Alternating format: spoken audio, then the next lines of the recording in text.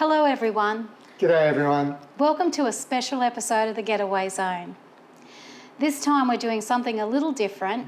Instead of our usual format where we share our adventures from our caravan while on holiday, we're excited to bring you our very first episode as full-time travellers on the road. Right now we're filming from our home. It's late September 2024, but by the time you're watching this in January 2025, we'll be fully immersed in our nomadic journey. Yeah, and we're looking forward to it. In this episode, we'll discuss how we prepare to go from being homeowners living in the suburbs of Townsville to being full-time travellers on the road, exploring this wonderful country that we live in. We're going to cover some really important topics such as what do you do with your house if you're a homeowner, do you sell it, do you rent it, do you put it in mothballs until you return, what about all your other gear, what do you do with your furniture, do you sell that? These are all difficult questions, challenging and overwhelming. Do we put our furniture in storage? What do we do with our other car? And there were some unexpected expenses, or maybe more accurately, expenses were more than we expected or anticipated as we prepared. But anyway, today is day one of packing. So we start today. But we'll tell you more about that during the episode. So if you're considering full-time travel or just curious about it, this episode is for you.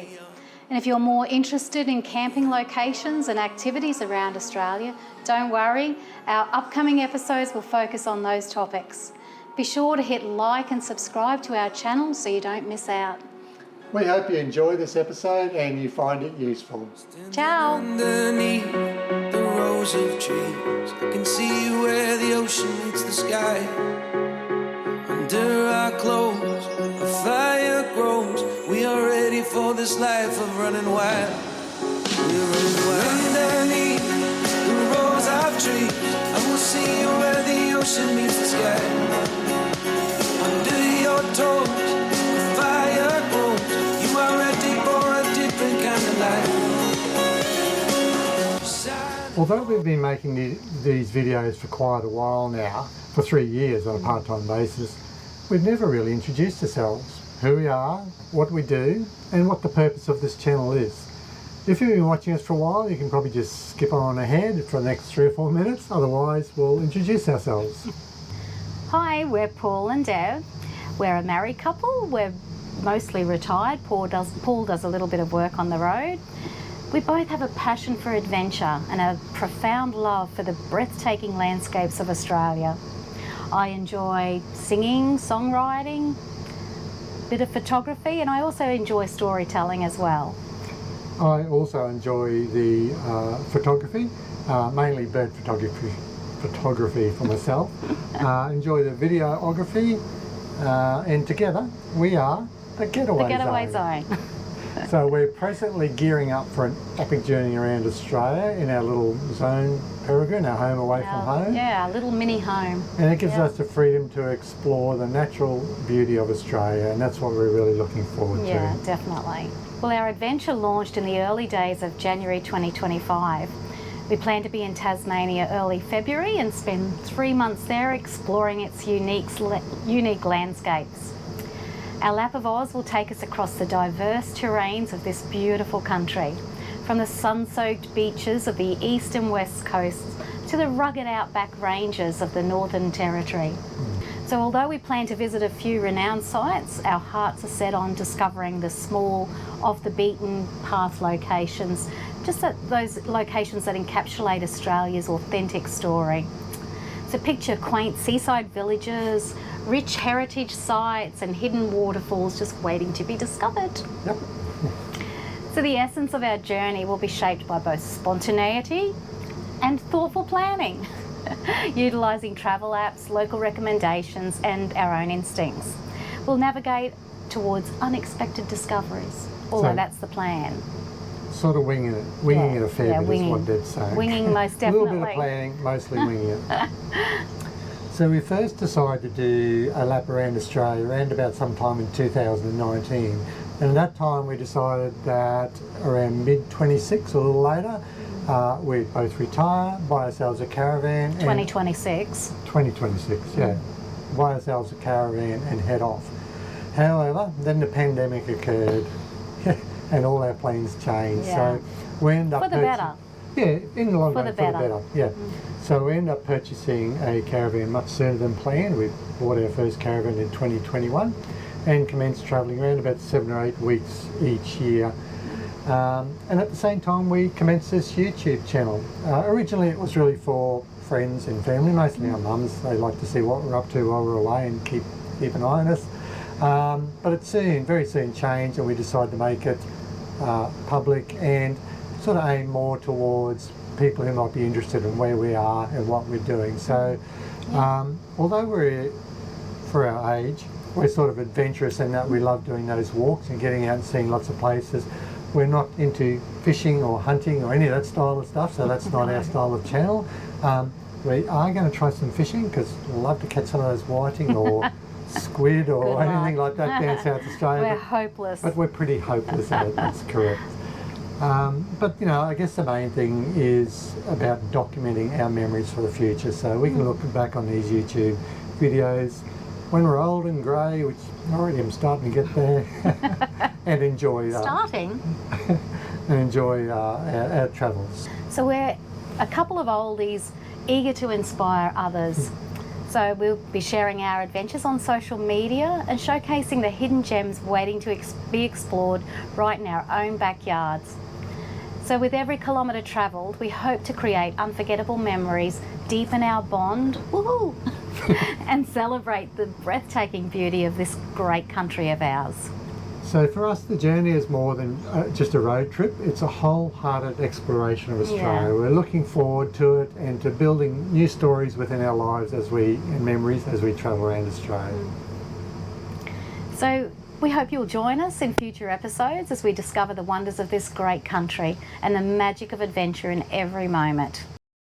So with the decision to move our full-time travel 12 months ahead to 2025, we had to make some pretty tough and important decisions. And is our tow vehicle up to the task? What changes could we make to our caravan to make it more full-time livable? And what do we do with our house while we were away for at least 12 and possibly 24 months? More likely. Yeah. We hope. God willing. Yeah.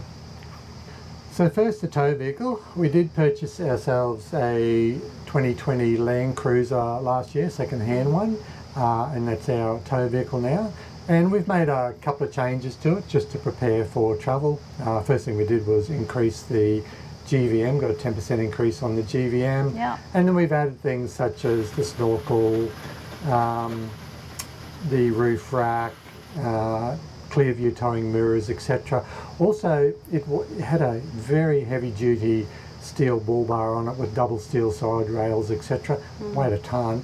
So we've removed that for a thinner bull bar and without the side rails. That saved us 90 kilos, which is quite a lot. That was enormous. Yeah, so when you're trying to stay within your legal limits with a 3.5 tonne van, you really do have to watch your weights. So that was a big saving of weights for us. Yeah, definitely.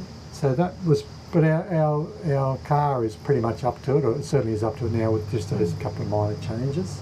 So we were very happy with our first caravan, but there were just a couple of minor changes that we wanted to make for full-time travel, and that ended up meaning we upgraded to our new van. So you can see further about the reasons for changing to our current van in an episode we released in April 24. And Paul will pop the link in for... Yeah, I'll put a link in there if you're interested in why we changed to a van which was only 3-year-old at the time. And the next major decision, I guess, was what do we do with our house and all its contents? So that was quite overwhelming. So that's the biggest part of our decision-making process, I guess. Once we'd made that decision to go full-time travel for at least 12 months, more likely 24 months, we had to decide what to do with our house, our furniture, our second car. They just couldn't stay there waiting for us to return, really. That did leave us with 3 options. The first one was just to mothball the house and leave it there. We thought about the pros and cons of that decision. The pros obviously meant that we had a place to return to, particularly if our trip was cut short because of some disaster befalls us and the travel stops quickly. we'd have a house to come back to. It was also a place that our relatives could use while they were holidaying in Townsville. No concerns about if someone was renting it, damage to the house, that type of thing. And we keep the value of the house so it's still there when we return. So of course the cons for mothballing the house were the costs and the time to keep it maintained, and the risks in leaving it vacant for long term. So there's only really a couple of cons for But there were big cons, mothballing really, the yeah. house. So the next option we considered was to rent the house. And the pros for that was it meant the house is occupied while we're away.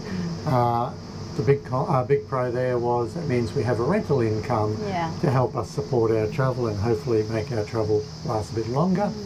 And we keep the value of the house, so when we return, if the housing market has gone up, then the value of our house has gone up with it. And there are cons as well, of course. Yeah, so the cons, I guess, were the worries about managing the rental, and there was no fallback option if our trip was to be cut short for whatever reason. Sure, yeah. So that was, and that brought us still to a couple of cons. Yeah, and that brought us to the third option to consider, and that was to sell our house. The pros for selling the house meant that we had no worries about the care and maintenance, no worries about the house at all because we no longer own it. So that was a big pro. The other one was cash sitting in the bank, which meant we could extend our travel even further. Yeah. But there are cons to go with that, of course. Of course.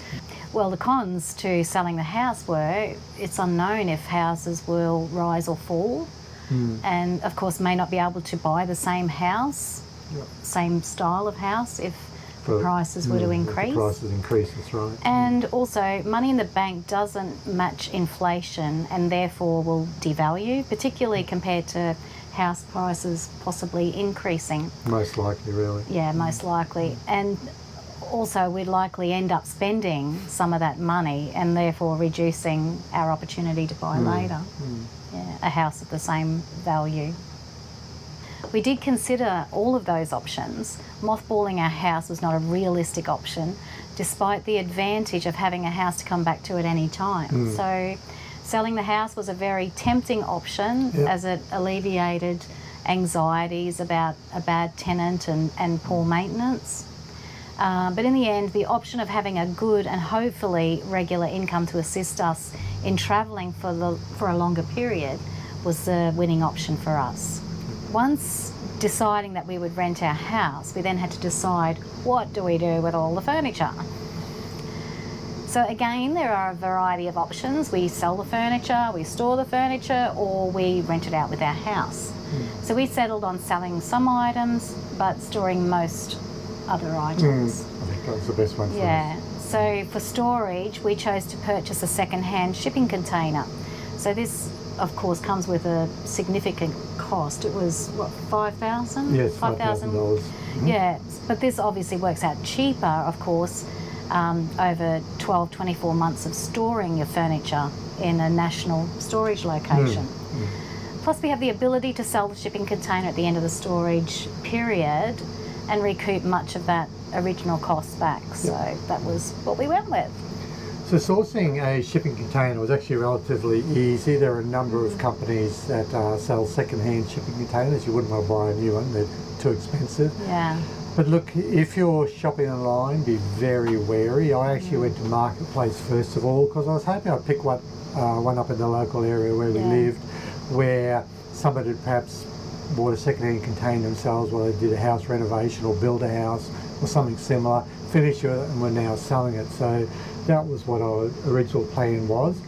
And I stumbled across the Royal Wolf site on Marketplace, and they had some shipping containers on there which were just a little bit cheaper than the other ones I've been looking at $3,500. Red alert. Well, it wasn't significantly cheap, it was just a little bit cheaper.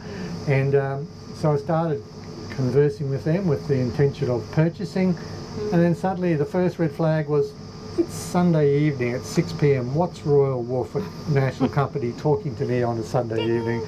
Yeah, it was a scam. It wasn't a Royal Wolf site. It was Marketplace. Is just be careful using Marketplace.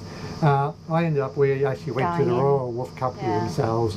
They got a location here in Townsville. So we went there and physically saw the containers and spoke to a real person, not a virtual person, and that's how we purchased our container.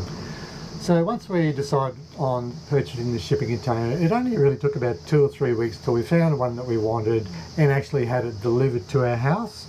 And then the real fun began. Oh, didn't it ever? So it took us about 6 weeks from the time we purchased the shipping container until we had packed up our house and had it listed for rent.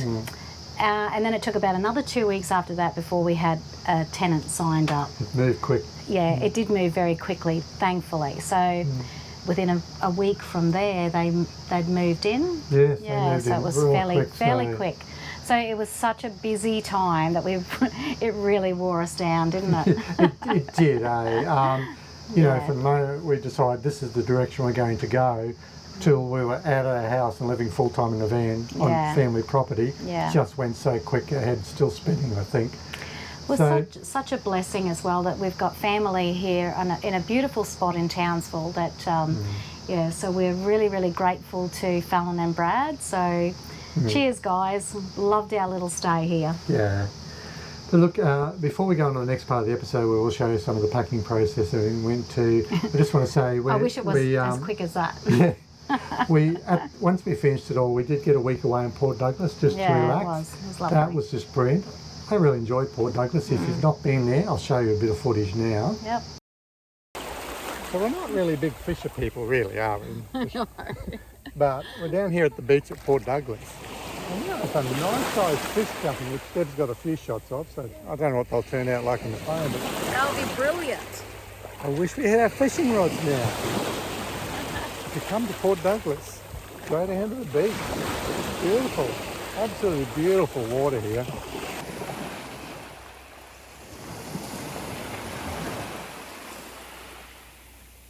The water is literally lukewarm. It is lukewarm, yeah. It'd be beautiful swimming here, absolutely gorgeous. But, you know, it's North Queensland. Crocs, there are crocs. Stingers. And something's chasing those fish, so we're not going any deeper than shin deep. Well, we've come to just a little creek going out into the ocean, which we'd have to cross to continue. And it's not very wide, it's like 2 metres wide, but that water is black. You go first. And I don't know what's sitting in that water. You go first, my love. A few other people have crossed it, but they were very quick crossing it, I can tell you. They were quick for good reason. We took a cruise on the Lady Douglas up the local river system, and we were treated to the sight of one of their many saltwater crocodiles.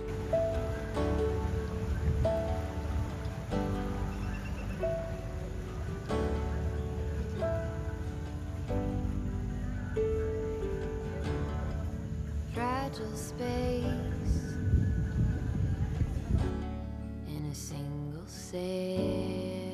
So it was a relaxing week away for us, Port Douglas. So it just gave us time to recharge the batteries after a heavy few months. So yeah, that was awesome. A bit of advice there if you're going to go through this process soon or thinking about it.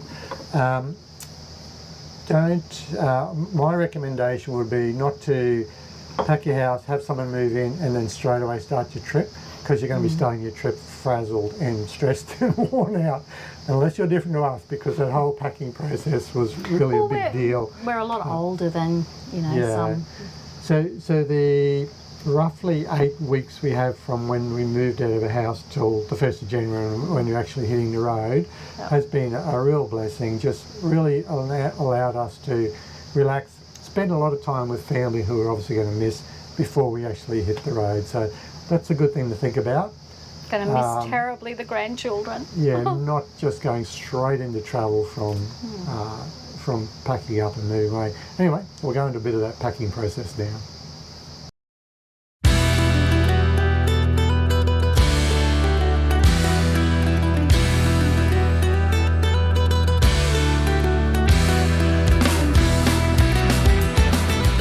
Our photo wall almost bare, one photo to go, which we've somehow managed to glue on there or something. But I'd just like to point out something. These things and these horrible things. So many years ago when we put those photos up, we chose to use the sticky hooks. Recently we've changed to the tiny little nails, which are these type of things here, which I think are much better. But those sticky things, they're just a product from Bastards Incorporated, because they don't come off without removing all the paint. So clearly another job, repaint the wall. Probably have to repaint a couple of walls, but you can pull down on these things and they're supposed to come off. They just snap. Or even if they do come off, being a bit careful, that one's not, they still take a bit of paint with them. Please don't.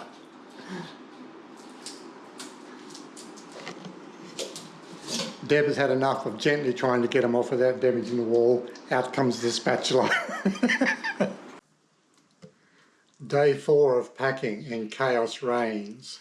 We're having, I was going to say we're having fun, but we're not at all. So we've started decluttering, we've started boxes of packing gear. We have stuff everywhere at the moment. We're loving it, aren't we? So you're just having fun, you're not packing? I'd say, well, we have the removalists coming in 6 days, and I think we're just on target, but barely.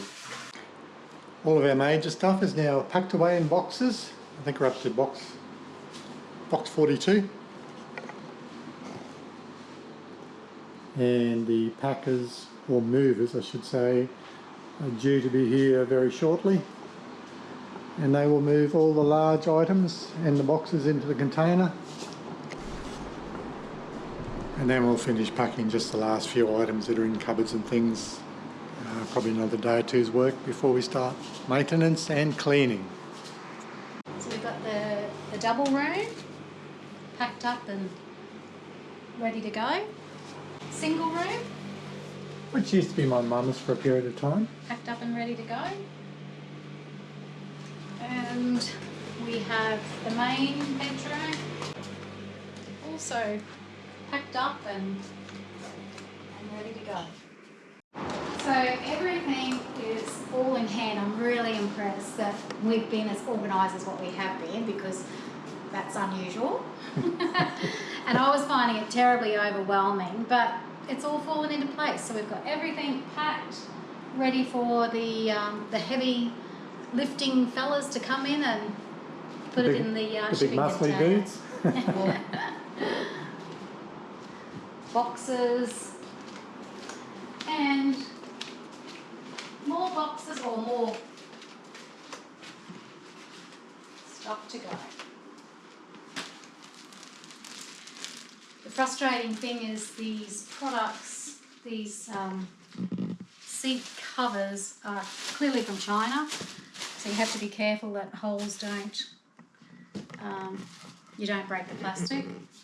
But of course it's just simply to keep them safe in the container, so, or covered in the container at least. So, yeah. And of course our expensive speakers have been well and truly wrapped with paper, bubble wrap, cardboard wrap.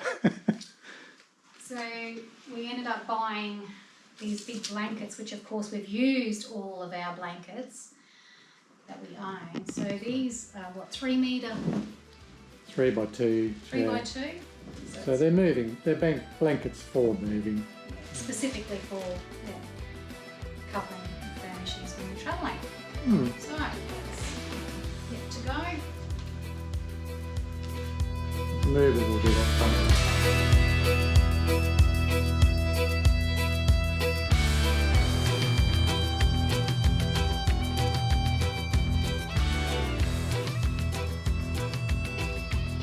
So once the movers had finished moving all our major furniture and packing boxes into the container, it was time to declutter the remainder of the house, which basically meant selling some items, giving a lot of it away to St. Vinny's and throwing some stuff in the dump.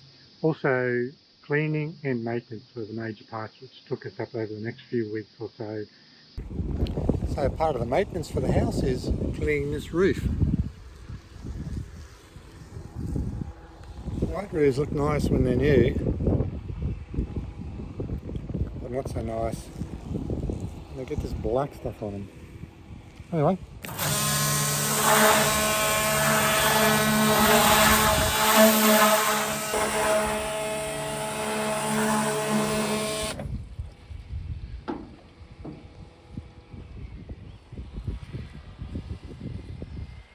Part of our decision-making process on packing the house was deciding what was going to be packed into the shipping container, what we were just going to give away to St. Vinny's, what we would try and sell. So we are trying to sell some of our furniture, mainly just the office furniture. It just simply wasn't going to fit into the container.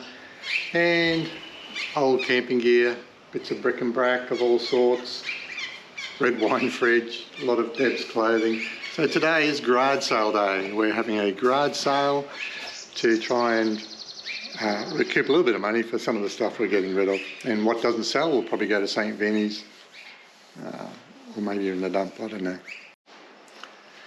And one of the things about packing your life away is finding what the heck, where to put it all. I have no idea where my shaving gear is.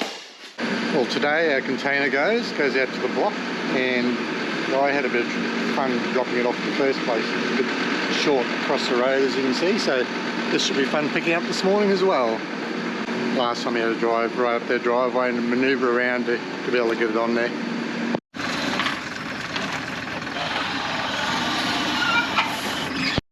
Well, we've blocked the street off.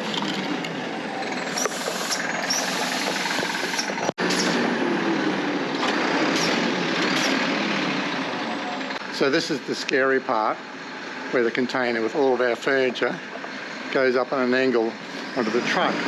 So my fear, of course, is that furniture just all slides out down to the back corner and breaks things. But anyway, or that busts the back door open, but let's not think that.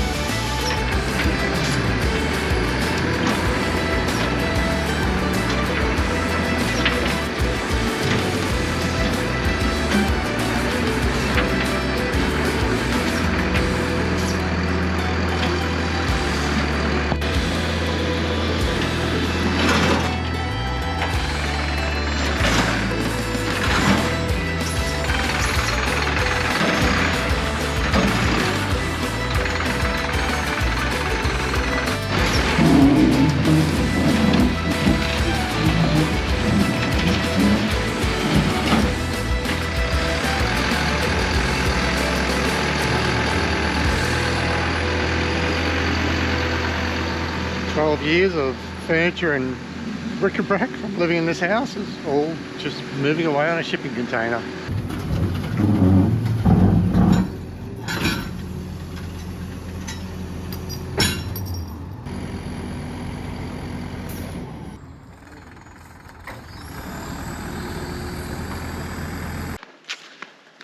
It's about 7:30 in the morning. We're about to have our second garage sale because last week didn't sell all that much, only about a third of the stuff. And we're living between two houses, so we can never find anything, and we spend all day here. So, and the white mark on my shirt is I didn't walk under a seagull. That's paint. We're also painting today.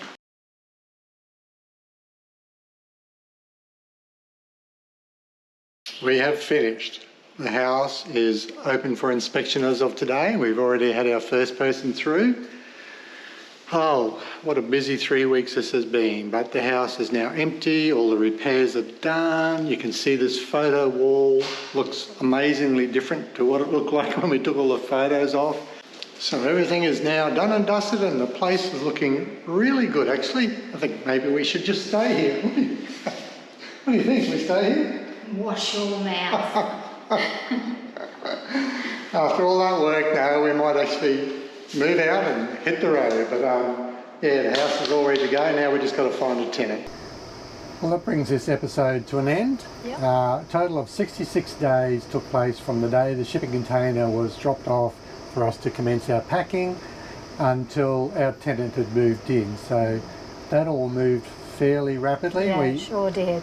And we mostly worked 6 days a week. We didn't work on Sundays at all, and some days we only probably did an hour or two, but most of the time we were pretty flat out. Well, that included maintenance and repairs to the house Yep. before it was tenanted, cleaning and all The that sort packing, of thing, obviously, and yeah. packing. Yeah, and a fair bit of cost involved as well, and I did keep a spreadsheet of costs because, you know, I like doing spreadsheets. So total cost all up was $8,170 to move out of our house and rent it out. But that Obviously, the biggest included cost, the shipping container. yeah, $5,000 for the shipping container. So that was our biggest cost out of that $8,000. But there were cleaning costs. We did everything ourselves. So cleaning and most of the maintenance work Worked out, ourselves. fingers to the bone, we did. Cleaning cost was $660. Maintenance cost was $1,130. That was fixing things up that just needed to be fixed, and we'd gotten a bit slack with. Our son-in-law fitted a new stove top for us and things like that.